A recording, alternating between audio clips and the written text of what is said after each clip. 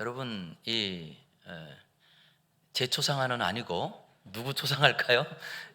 우리 종교 개혁 그러면 대표적인 두 인물을 말합니다. 우리 먼저 장로교의 첫 개혁의 깃발을 들었던 칼빈이라는 분이 있고, 그리고 또 독일에서 1517년 자기가 교수로 재학하고 있던 비텐베르크 이 신학대학에서 그 당시에 궁금한 사항을 95개 조항을 그것을 대자보로 해서 정문에 붙이는 것 때문에 종교개혁이 시작됐던 마틴 루터라는 분이 있습니다. 오늘 이 초상화는 마틴 루터의 초상화입니다.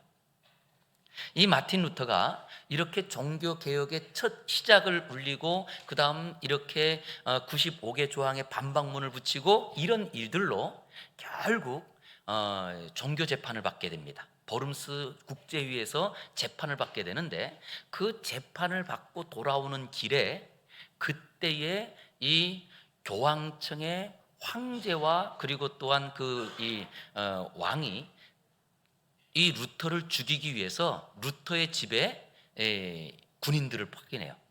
그래서 집에 도착하면 죽이려고. 그럴 때 이 일을 미리 알게 된 바르트 부르크 성의 성주가 루터를 중간에 납치해서 그래서 이 성으로 데려옵니다. 우리 한번 그 성이 이렇게 돼 있는데요, 산 꼭대기에 있는 성이에요.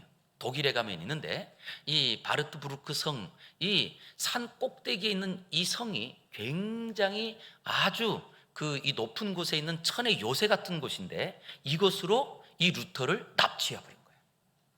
그 성을 우리가 가까이 가서 보면 이렇게 이 하늘에서 찍으면 완전 산 꼭대기에 요새처럼 돼 있는데, 이곳에서 10달을 머물게 됩니다.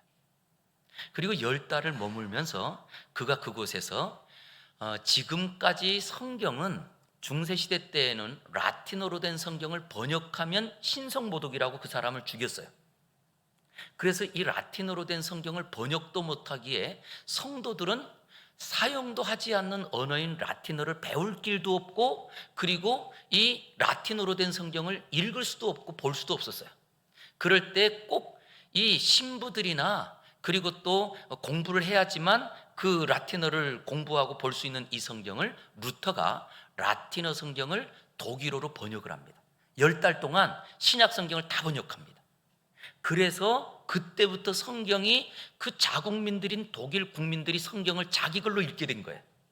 그런데 우리는 그 성경이 지금은요, 번역본이 우리 한국에도 번역본이 굉장히 많습니다. 우리가 읽는 지금 개정 개혁판이 있죠. 그런데 이 개정 개혁판 전에 그 앞에 또 개혁판도 있었죠. 그런가 하면 새번역, 쉬운 성경, 성경이 굉장히 많이 있거든요. 그러면서 우리 성도들이 꼭 기억할 것은 이 성경을 우리가 우리말로 읽을 수 있다라고 하는 게 이게 얼마나 큰 은혜인지. 그런데 우리 성도님들 어떠신가요? 성경을 읽고 내가 이걸 우리말로 읽고 이해한다는 것 이 자체가 큰 은혜다는 거 생각하시나요? 이걸 사실은 너무 귀함에도 불구하고 잘 우리가 인지하지 못하고 살 경우도 많습니다. 그러기에 다시 한번 성경을 이 시간 풀어서 설교 듣는 것도 귀하지만, 그런데 우리가 스스로 이 성경을 읽는다는 것 자체가 얼마나 귀한지 여러분들 기억하셔서, 우리 여자 성도님들 노예에서 온 성경 문제 다 풀어서, 그래서 이번에는 우리 교회가 청평교회 성도들이 이렇게 많이 풀었대, 좀 이렇게 좀 소문났으면 좋겠어요. 그뿐만 아니고 우리 주보에도 또 보면 우리 별지에다가 성경 문제를 내주잖아요. 여러분들이 주중에 계속 읽으면서 그 성경에 답을 달면서 이것이 은혜라고 기억하고 그 말씀의 은혜로 살아가시기를 바랍니다. 이 성에서 루터가 성경을 번역할 때 일화가 있어요. 사진 한 장 보여주시면, 이게 그 루터가 실제 피신해 가 있는 10달 동안에 있었던 방이라고 합니다. 한 4평에서 5평 정도 되는 방인데요, 거기에 지금 앞에 있는 책상, 이 책상에서 성경을 번역했다는 거예요. 거기 있는 이 의자에 앉고. 그래서 지금 여기 있는 책상과 의자는 그 루터가 사용했던 그때 그것 그대로랍니다. 그러니까 이런 장소 한번 가보면 굉장히 좋겠죠. 너도 말만 듣고 못 가봤어요. 그런데 여기에 이 일화 가운데 루터가 여기서 기도도 하고 기도하면서 성경을 번역하고 있을 때 항상 사탄이 이 루터의 마음을 어지럽히고 괴롭혔다고 해요. 그럴 때마다 루터가 그 사탄이 그 자기 마음을 괴롭힐 때마다 외쳤답니다. 큰 소리로 사탄아 물러가라, 이렇게 외쳤다는 거예요. 그래서 여러분들, 우리의 마음에도 혹시 불안한 마음이 들고 사탄이 우리의 마음에 불신앙, 염려들을 가지고 올 때 뭐라고 해요? 그 정도에서 물러가겠어요? 뭐 다 이러듯이 사탄아 물러가, 그런다고 사탄아 물러가, 이렇게 우리 한번 해볼까요? 시작. 예, 이제 좀 물러갈 것 같습니다. 이럴 때는 좀 둥그런, 그래서 사탄을 이렇게 쫓아내기도 했는데, 하루는 사탄이 자꾸 자기의 마음을 어지럽히는데 사탄아 물러가라, 사탄아, 막 그래도 안 나가는 거예요. 루터가 그러다 보니까 화가 나가지고 자기 옆에 이 번역을 하다 보니까 잉크병이 있었는데 그 잉크병을 확 던졌다는 거예요. 그래서 지금 초상화가 걸려있는 데 있잖아요. 그쯤인 것 같아요. 그래서 거기에 잉크가 확 묻었고, 그래서 과거에는 거기다가 원숭이 인형도 붙여놨다가 지금은 초상화를 붙였다, 이런 일화가 있어요. 근데 제가 말씀드리고 싶은 거는, 그렇게 종교개혁을 하는 위대한 분도, 그리고 또한 아무도 성경을 번역하지 못할 때 10달, 사실 10개월의 성경을 번역한다는 건, 이거는 보통 은혜가 아니고는 할 수 없는 일이잖아요. 그냥 벗겨 쓰는 것도 아니고. 그런데 그렇게 하나님의 은혜를 받고, 그리고 또한 하나님의 능력 안에 있던 분도 사탄이 자기의 마음을 어지럽히니까 들어서 잉크병을 벽에 던지더라는 거예요. 그리고는 그게 부끄러워서 인형을 붙여놨다가 지금은 초상화를 붙여놨다는 거예요. 그런데 이런 일들이 우리의 삶에도 정말 우리가 볼 때는 굉장히 대단한 분 같아도, 알고 보면요, 다 약한 것이 있고 부끄러운 것이 있고 감추고 싶은 게 있어요. 제가 결혼해가지고, 제가 94년도에 결혼했는데, 94년도에 결혼하고 그때 처음으로 살았던 신혼방이 저 서울 가련동의 반지하 방이었습니다. 방이 2개였는데 하나는 안방으로 쓰고 하나는 책방으로 썼어요. 그리고 그 앞에 아주 그냥 딱 들어가면 신발 벗고 나면 바로 부엌이 그냥 짝까맣게 있었거든요. 하루는 안방에서 아내하고 신혼 때, 지금 생각하면 신혼 때 싸울 일이 뭐가 있을까요? 그런데 언성 높이고 싸움이 난 거예요. 부부싸움이. 그러다가 장 목사가, 여러분 어때요? 마음이 유할까요? 과격할까요? 그 속마음으로 그렇게 화가를, 분해 못 이겨가지고요, 제가 안방을 나와가지고 내 그 서재에 있는 그 방을 들어가면서 쳤어요. 문을 쳤어요. 그런데 이게 반지하 방에, 제가 볼 때는 제가 세게 친 거 아닌 것 같아. 반지하라서 이게 좀 습하다 보니까 이 문이 좀 사갔던 것 같아. 땅 쳤는데 구멍이 뽕 난 거예요. 그래서 거기에다가 하트를 이렇게 그려서 붙인 적이 있었거든요. 그랬더니 친구가 와가지고, 문에도 하트를 붙이래, 얼마나 뭐 그러는 거예요. 그러면 어떻게 말할 수 있겠어요? 근데 이것처럼 실제 우리가 살아가면서 삶의 자리에 정말 믿음으로 살다가도 우리의 욱하는 이 못된 성질이 나오기도 하고, 그리고 또한 우리가 믿음으로 살다가도 하나님께서 싫어하시는 그런 죄악 가운데 빠지기도 하고, 이런 일들이 있더라는 거예요. 그것처럼 우리 성도들의 삶 가운데도 실제 우리가 정말 믿음으로 살려고 하는데도, 그래서 더 성경을 읽는데도 사탄이 도망가는 게 아니고 거꾸로 우리의 심령에 더 믿음으로 살지 못하게 방해도 하고, 기도를 많이 하면 할수록 가만두는 게 아니고 오히려 더 기도가 커지는 그런 일들의 염려들이 생기기도 하고, 이렇게 우리에게 이 사탄이 찾아와서 우리에게 자꾸 건드립니다. 내가 무슨 집사냐, 내가 무슨 목사냐, 내가 목사면 목사 안 될 사람이 없겠다, 뭐 이러면서 사탄이 우리의 마음에 자꾸, 여러분 마음에 우리에게 자꾸 이 고소하고 그리고 조롱하지 않나요? 이 사탄이요, 내가 천국 간다면 세상에 천국 안 갈 사람이 없겠다, 뭐 이런 마음이 여러분 들지 않습니까? 이런 일들이 있을 때 꼭 기억할 것이 하나 있습니다. 사탄은 왜 존재하느냐? 신앙을 걸어 넘어뜨려서 결국 하나님의 백성 못되게 하고 천국 백성 못되게 하는 게 사탄의 사명이라서 사탄이 그렇게 우리 마음에 계속 찌르고 공격하는 거예요. 그럴 때 우리 성도님들 꼭 기억하실 게 있습니다. 우리가 이 자리에 있는 것, 그리고 우리가 하나님의 자녀가 되고 우리가 천국 갈 수 있는 이유는 내가 잘나서 가는 게 아니라는 거예요. 내가 뭔가 자랑할 것이 있고 내가 뭔가 그래도 다른 사람보다 나은 게 있기 때문에 그래서 오늘도 예배하고 우리가 하나님 자녀가 된 게 아니라는 거예요. 이유는 딱 하나입니다. 오늘 찬양대가 찬양한 것처럼 주의 은혜로, 예수님의 그 십자가의 은혜로 내 모든 죄를 사함받았기 때문에 이 믿음으로 천국도 가고 이 믿음으로 하나님의 자녀가 되는 줄 믿습니다. 그게 우리의 본분인 거예요. 그런데 이것은 저와 여러분뿐만 아니고 오늘 이 글을 쓰고 있는 사도 바울, 그런데 이 사도 바울도요, 그가 복음을 전하러 다니는 자리마다 거기에 믿는 성도들이 거꾸로 야, 너 같은 사람이 무슨 사도냐? 그러면서 손가락질하고 비방하고 이 바울 사도가 복음을 전하는 자리에 방해를 많이 했어요. 그래서 초대교회의 이 바울 사도가 자기가 복음을 전하는 자리마다 오해받고 핍박받고 조롱받고 이런 이야기가 참 많아요. 그래서 오늘도 고린도 지역에 있는 성도들에게 편지를 쓰면서 그 편지에 제일 먼저 1장 1절에 뭐라고 쓰느냐? 이렇게 씁니다. 우리 1장 1절 한번 보세요. 같이 읽겠습니다. 시작. 하나님의 뜻을 따라 그리스도 예수의 사도로 부르심을 받은 바울과 형제 소스데네는, 여기에 지금 바울이 자기 자신을 소개하면서 뭐라고 하느냐? 나는 내가 사도가 된 것은 내 노력으로 내가 똑똑해서 된 것이 아니고 하나님의 뜻을 따라 하나님의 부르심으로 내가 사도가 됐다는 거예요. 그러면서 철저하게 나의 나 된 것은 하나님의 은혜라. 이게 바울 사도의 고백인 거예요. 아니, 바울 사도처럼 그렇게 복음 앞에 순종했던 그런 분도 내가 나 된 것은 하나님의 은혜라면 저와 여러분은 말할 필요도 없지 않을까요?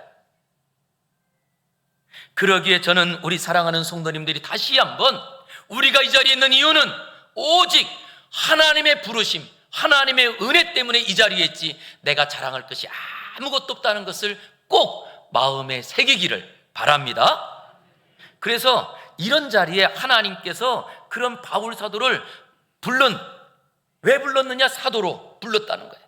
그래서 오늘 설교 제목은요, 하나님의 부르심을 보라.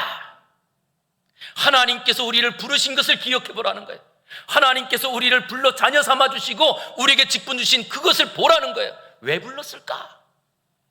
그랬더니 26절에서 오늘 본문 이렇게 소개합니다. 형제들아, 너희를 부르심을 보라. 육체를 따라 지혜로운 자가 많지 아니하며 능한 자가 많지 아니하며 문벌 좋은 자가 어때요? 많지 아니하도다. 즉 다른 말로 말하면 육체를 따라 인간적으로 볼 때 세상 사람들이 갖고 있는 기준으로 볼 때 지혜로운 자가 많지 않고 지식이 있어 선생 노릇하는 사람도 적고 능력 있고 권력 있는 사람도 적고 문벌 좋은 사람, 감언 좋은 사람도 적다. 그러면 적다라는 말에 갖고 있는 진짜는 뭐죠? 하나님께서 부른 성도들은요 다 거기에 반대되는 사람들이라는 거예요. 그랬더니 지혜롭지도 않고 권력도 없고 그리고 문벌도 가문도 좋지 않은 사람들을 대부분 불렀다는 거예요. 그런데 이 말은요, 지금과 과거는 완전히 다른 문화입니다. 지금은 우리가 우리의 가문을 따지거나 혈통을 따지는 것도 없어요. 그런가 하면 어느 누구든지 그가 실력만 있으면 그러면 좋은 직장도 갈 수 있고 그리고 또한 그가 그 자기의 뜻을 가지고 좋은 사업장도 만들 수 있고 그래요. 그래서 우리 전 세계 이제는 제일 갑부로 알려진 빌 게이츠도 원래 그는 어릴 때는 가난했다고 하잖아요. 그런데 이런 것처럼 실제 우리가 지금은 정말 어떻게 태어났느냐, 누구의 자녀로 태어났느냐, 어느 지역에서 태어났느냐 이거 상관없이 성공할 수 있잖아요. 그런데 과거 이 성경을 쓸 때에는 그때는 어떤 시절이냐라고 했더니 신분제도가 있어서 아무리 똑똑하고 유능하다 할지라도 노예로 태어났으면 태어나서 죽을 때까지 노예인 거예요. 태어나서 죽을 때까지. 그러기에 지금 오늘 이 바울 사도께서 말씀하시는 그 안에는 너희가 지혜로운 자가 많지 않고 문벌 좋은 자가 많지 않고 능력 있는 자가 많지 않다라고 하는 이 안에는 하나님께서 이 땅에 누구를 불렀느냐? 세상을 살아가면서 자기를 자랑할 것이 단 하나도 없는 사람들을 불렀다는 거예요. 다른 말로 말하면 자랑의 위에는 최고봉이 뭐지? 교만이잖아요. 교만의 교자도 모르고 평생을 남의 집에서 일을 하면서 자기 말 자기 주장 한마디도 못하는 그런 사람들을 부르더라는 거예요. 그게 하나님의 부르심이라는 거예요. 그래서 실제로 하나님께서 우리를 부르신 이유는 저 익봉이라는 애를 보니까 쟤는 평생 교만하지 않을 것 같아. 그래서 하나님이 익봉이를 부르는 것처럼 우리 성도들을 부르더라는 거예요. 어떠십니까, 우리 성도님들? 하나님이 우리를 부른 그 자리에 우리는 그 부름에 합당하게 살고 계시는지요? 우리 하나님께서는 거꾸로 그런 자리에 그렇게 모든 자랑거리가 없고 오히려 부끄럽고 손가락질 당하는 이런 사람들을 불렀는데, 바로 바울 사도가 예수 그리스도를 만나기 전에는 그는 가문을 자랑할 만하고 학식도 자랑할 만하고 그가 열심으로 유대교 안에서 점점점 젊은 이로써 그 높은 위치에 올라가는 자기의 지도 자랑할 만했습니다. 그런데 예수님을 만나는 순간 그의 인간적인 모든 자랑을 해로 여기고 배설물로 여기노라. 그리고 그는 말합니다. 나는 만물의 찌꺼기 같고 나는 죄인 중에 괴순. 지금도 하나님께서는 변함이 없더라는 거예요. 왜 우리를 부르시느냐라고 했더니 세상 가운데 아무것도 자랑할 것이 없는 사람, 아니 자랑할 것이 있다 할지라도 그 모든 것을 자랑하지 않는 그들을 하나님께서 부르시더라는 거예요. 왜요? 왜 하나님께서 그들을 부르실까라고 했더니 그 부르심의 이유를 이렇게 소개해요. 27절과 28절 우리 같이 한번 읽어보겠습니다. 시작. 그러나 하나님께서 세상에 미련한 것들을 택하사 지혜 있는 자들을 부끄럽게 하려 하시고 세상에 약한 것들을 택하사 강한 것들을 부끄럽게 하려 하시며 하나님께서 세상에 천한 것들과 멸시받는 것들과 없는 것들을 택하사 있는 것들을 폐하려 하시나니. 왜 하나님께서 그러면 자랑할 것도 없고 그리고 또한 하나님 앞에 교만도 전혀 모르는 왜 그런 사람들을 부르시느냐라고 했더니 세상 가운데 지혜를 자랑하고 권력을 자랑하고 문벌을 자랑하고 이것이 행복이라고 하는 사람들, 그 사람들에게 그 자랑하는 것들을 부끄럽게 하려고 하나님께서 저와 여러분을 부르셨다는 거예요. 그랬더니 아니 여러분 생각해 보세요. 세상에 돈을 자랑하고 그리고 출세를 자랑하고 권력을 자랑하는 그 사람들 앞에 그 사람들을 부끄럽게 하려면 우리가 갖고 있는 게 더 많아야 될까요? 적어야 될까요? 많아야 되지 않겠어요? 그래서 우리가 신앙생활하면서도 우리가 기도하잖아요. 하나님 내가 세상보다 더 많이 갖게 해주세요. 하나님 내가 세상보다 더 높이 올라가게 해주세요. 이런 기도하지 않나요? 그런데 하나님께서 우리를 부르신 이유는 아니 그러면 하나님이 부르실 때 하나님이 좀 생각이 부족하셨을까요? 아니 세상에 잘 나가고 유능한 사람들을 불러야 그 사람을 통하여 더 세상 가운데 세상에 있는 사람들을 부끄럽게 하지 않을까요? 그런데 하나님이 부르신 거는 세상 가운데 자랑하려고 해도 자랑할 것이 아무것도 없는 그런 사람들만 부르셨다는 거예요. 그리고는 말합니다. 세상에 자랑하는 모든 사람들을 부끄럽게 하려 하심이라. 그럼 여러분 우리 생각하죠. 이제부터는 사람들이 돈이 많고 출세해도 거기 가가지고 우리가 한마디 하면 되겠구나. 그거 별거 아니야. 어때요? 그럼 되겠죠?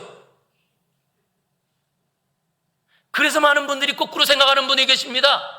세상에 출세하고 세상에 사업으로 성공하고 돈이 많고 그러면 에이 그런 거 별거 아니야. 그런데 여러분 솔직하게 별거 아니던가요? 돈이 많으면 얼마나 능력도 있고 힘이 많나요? 아니 세상 가운데 권력을 얻으면 그 권력의 힘이 얼마나 큰가요? 그런데 우리는 아무것도 없이 그냥 그거 별거 아니야 말만 한마디 한다고 그랬다가 더 창피당하는 경우가 많습니다. 그런데 왜 하나님께서 그러면 세상에 그렇게 있는 사람들, 자랑하는 사람들을 부끄럽게 하려고 그랬더니 거기에 28절에 보니까 이렇게 말씀하세요. 하나님께서 세상에 천한 것들 멸시받고 없는 것들을 택하여 있는 것들을 어떻게 한대요? 폐하려 하시나니. 폐한다는 말은 없앤다는 말이에요. 그들이 갖고 있는 것보다 더 많이 갖게 하시기 위해서 우리를 불렀다는 것이 아니고, 우리가 없는 자리에 부른 이유는 세상에 가지고 자랑하는 그 사람들의 그것을 없애려고 불렀다는 거예요. 없애려고. 그러면 이 없앤다, 이것이 어떤 말이냐라고 했더니, 그것이 다른 말로 말하면 이거를 내가 그렇다고 해서 그 사람 우리 집에 네? 갖고 있는 게 별로 없는데 뭐 통장에 한 100억밖에 없어. 그거 없애는데 어떻게 없애요? 은행을 폭파해야 되나요? 어떻게 없애죠? 없애는 방법이 하나 있는데요, 그 있는 것이 아무것도 아니다 라고 하는 것을 깨닫게 하기 위해서 우리를 불렀다는 거예요. 그랬더니 저분이 갖고 있는 게 진짜 귀하고 정말 대단한 건데 이게 아무것도 아니라는 것을 알려주기 위해서 우리를 불렀는데, 그러면 그 사람들이 그 갖고 있는 게 아무것도 아니라는 것을 알려주려면 어떻게 해야 되지? 우리는 없는데. 그랬더니 그래서 하나님께서 하신 방법이 있는 거예요. 그것이 30절입니다. 우리 30절 읽어보겠습니다. 시작. 너희는 하나님으로부터 나서 그리스도 예수 안에 있고, 예수는 하나님으로부터 나와서 우리에게 지혜와 의로움과 거룩함과 구원함이 되셨으니. 할렐루야. 그랬더니 여러분, 지금 뭐라고 하느냐라고 했더니 이렇게 말씀하시는 거예요. 세상 사람들은 세상에 있는 물질을 자랑하고 권력을 자랑하고 가문을 자랑하고 나에 있는 것들을 자랑할 때, 바로 너희에게 있는 것은 하나님의 능력이요 하나님의 지혜인 예수 그리스도입니다. 그랬더니 여러분 생각해 볼게요. 세상의 지혜와 하나님의 지혜 비교돼요? 비교가 됩니까? 지혜라는 말 안에 세상의 지혜가 있고 하나님의 지혜가 있답니다. 그런데 성경을 보니까 우리가 읽은 본문 26절 그 앞부분에 보니까 하나님께서 우리를 부르신 이유는 세상에 있는 자들을 부끄럽게 하려고 우리를 불렀는데, 바로 예수 그리스도는 하나님의 지혜요 하나님의 능력이니라, 이렇게 말씀하고 있는 거예요. 그랬더니 즉 어떤 표현이 되느냐라고 했더니 마치 이런 거예요. 어떤 사람이 내가 대한민국에 살면서 대한민국의 최고의 학부, 그랬더니 내가 서울대 나와서 서울대, 그리고 서울대를 자랑하는데, 여러분 서울대를 자랑하는 그 자리에 우리가 글로벌 세계로 나가가지고 그 서울대 학벌과 그리고 딱 비교봤더니 세계에 있는 대학 중에 서울대는 몇 번째 정도 될까요? 그랬더니 과거에는 100번째 밑으로 밀려난 적도 있어요. 요즘은 이 중간 정도 오기도 해요. 그런데 영국의 옥스퍼드 대학이나 미국의 하버드 대학 이런 데 나온 분하고 다 같이 모이면 서울대 나온 분이 명함을 내밀 수 있을까요? 이게 어렵잖아요. 근데 이런 거와 마찬가지로 세상을 살아가는 자리에는, 세상 가운데에서는 우리가 이 땅을 보면서는 돈이 많아 자랑할 만하고, 건강해 성공해서 자랑할 만하고 대단한 줄 알았는데, 그런데 하나님께서 우리에게 부으시는 하나님의 능력이요 하나님의 지혜를 받는 순간 그것과 비교해 봤더니 이것은 비교가 안 되는 거예요. 그러기에 이사야서 55장에 보면 이렇게 말합니다. 하나님의 생각과 너희의 생각은 다르니라. 어느 정도로 다르냐라고 했더니 하늘과 땅이 다른 것처럼 세상의 지혜와 하나님의 지혜는 완전히 다르다는 거예요. 세상의 능력과 하나님의 능력은 비교할 수 없다는 거예요. 바로 하나님께서 우리에게 그 예수 그리스도, 세상 가운데 알지 못하는 하나님의 지혜를 우리에게 부어주시기 위해서 우리를 불렀다는 거예요. 그러기에 하나님께서 이 세상에 있는 모든 사람들을 무엇으로 부끄럽게 하시느냐라고 했더니 그들보다 더 많이 가져서가 아니라 차원이 다른 능력, 차원이 다른 지혜, 차원이 다른 그 하나님의 은혜로 그들을 부끄럽게 만들기 위하여. 바로 그 사람이 저와 여러분이에요. 저는 그러기에 다시 한번 오늘 예배하면서 제발 믿음의 눈이 떠져서 우리가 그냥 지하에 있는 사람들이 아니라 정말 하나님의 지혜, 하나님의 능력, 죽은 자를 살리시며 이 땅의 말씀으로 모든 것을 가르게 하시는 그 하나님의 은혜를 누리는 저와 여러분이 되기를 주의 이름으로 축원합니다. 그랬더니요, 실제로 하나님께서 그렇게 우리에게 예수 그리스도를 주심으로 세상의 것을 다 아무것도 아닌 것처럼 봐봤더니 그 다음 29절 한번 보세요. 29절 같이 읽어보겠습니다. 시작. 이는 아무 육체도 하나님 앞에서 자랑하지 못하게 하려 하심이라. 예, 그래서 하나님이 부르셨다는 거예요. 아무 육체도 자랑하지 못하게 하려 합니다. 그런데 자랑하지 못하게 하려고 불렀는데, 그러면 여러분 한번 생각해 보겠습니다. 실제로 자랑 못하고 살아가는 인생이 행복해요? 예? 자랑할 것이 없는 인생이 행복해요? 그랬더니 사람은요, 자랑할 때 행복해요. 그래서 우리는 뭔가 없는 것도 만들어서 자랑하려고 합니다. 왜냐? 자랑할 때 인생이 행복하거든요. 그래서 우리는 뭐 별걸 다 자랑합니다. 그래서 키 작은 것도 자랑해요, 저는. 예, 뭐든지. 그리고 제가 어떤 권사님 보니까 손주 자랑하지 말자고 했더니 돈 내고라도 손주 자랑하더라고. 그럴 정도로 자랑이라고 하는 게 우리 인생의 기쁨이고 행복인데, 하나님께서는 이는 아무 육체도 자랑하지 못하게 하려 합니다. 그럼 하나님께서 우리를 부르신 이유가 이제부터는 재미없는 인생, 행복을 누리지 못하는 인생으로 우리를 부르셨을까요? 아니에요. 여기에 단서가 하나 있습니다. 자, 보세요. 29절. 이는 아무 육체도 어디에서 자랑하지 못한대요? 하나님 앞에서 자랑하지 못하게 하렵니다. 그랬더니 하나님 앞이라고 하는 이 단어가 무엇하고 연결되느냐? 그 다음 30절에 있었던 말씀을 여러분 보세요. 너희는 하나님으로부터 나서 그리스도 예수 안에 있고, 예수는 누구로부터 났다고요? 하나님으로부터 나와서 우리에게 지혜도 지고 의로움도 되고 거룩함과 구원함이 됐다는 거예요. 그래서 이 하나님 앞에서 자랑하지 못하게 하람이라는 것은 예수 그리스도의 이름이 드러나는 순간 아무것도 아니라는 거예요. 지금까지는 예수 그리스도를 알지 못할 때에는, 그래서 세상은 무엇을 자랑하느냐? 세상 사람들은, 예수님을 알지 못하는 사람들은 돈을 자랑하고 건강을 자랑하고 자기의 소유를 자랑하고 자기의 위치를 자랑하는 거예요.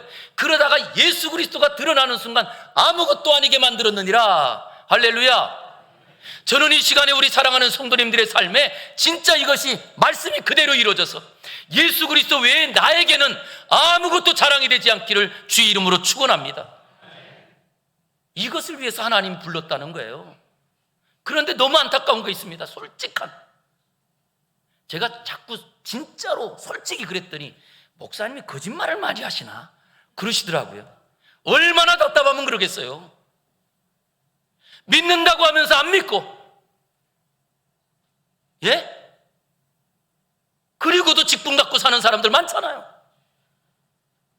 그게 보이는데 어떡하겠어요? 나는 예수님 때문에 삽니다 그러면서도 세상에 물질이 더 좋고, 이게 진짜잖아요. 그래서 다시 한번 하나님이 우리를 부르신 그 부름을 보자는 거예요. 왜 불렀는지.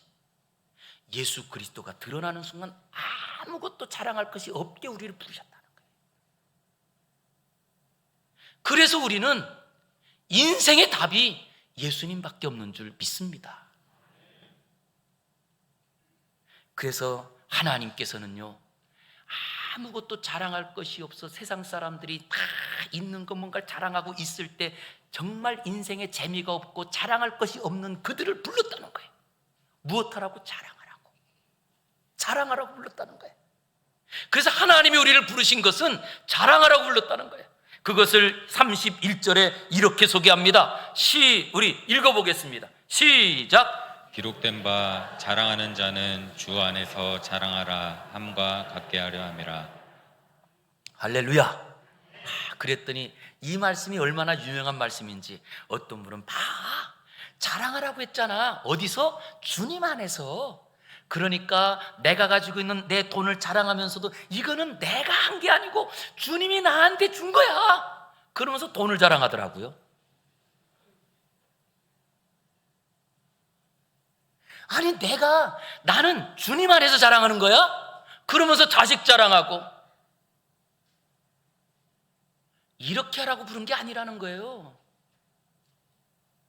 여기에서 주님 안에서 자랑하라는 말의 진짜 의미는 주님만 자랑하라 라고 하는 거예요.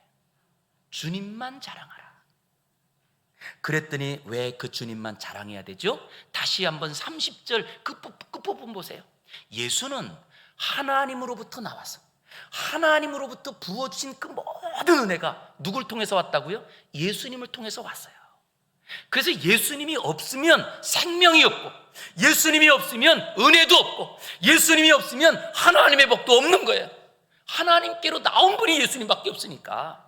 그런데 그 예수님이 우리의 지혜가 되고 의로움이 되고 거룩함이 되고 구원함이 되는 거예요. 그래서 예수님만이 우리의 삶에 살아가는 당당함이요, 예수님이 우리가 이 땅을 살아가게 하는 거룩하게 하는 능력이요. 그래서 예수님만 자랑하라 이렇게 말씀하신 거예요. 왜냐? 우리의 인생의 행복은 자랑이니까. 그래서 하나님께서 우리를 부르신 이유는 어디 있느냐라고 했더니 딱 하나라는 거예요. 자랑하면서 행복하게 살라고 우리를 부르셨다는 거예요. 할렐루야. 그런데 우리 성도님들 곰곰이 따져보시기 바랍니다. 지난 한 주에, 아니 작년 멀리 갈 것 없이 지나간 일주일 한 주 동안에 예수님을 얼마나 자랑하셨는지요.